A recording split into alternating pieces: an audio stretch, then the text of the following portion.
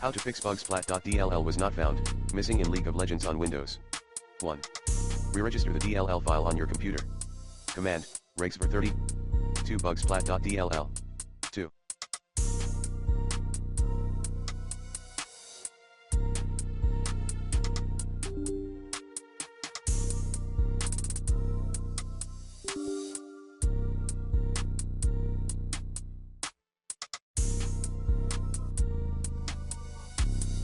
Uninstall then reinstall League of Legends. Like this.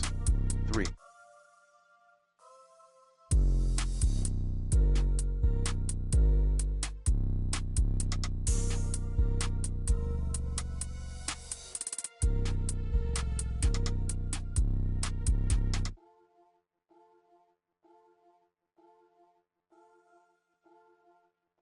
Run system file checker.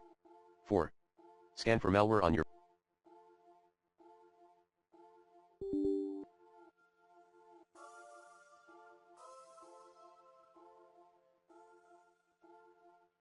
PC using the recommended Avast Internet security in this video guide.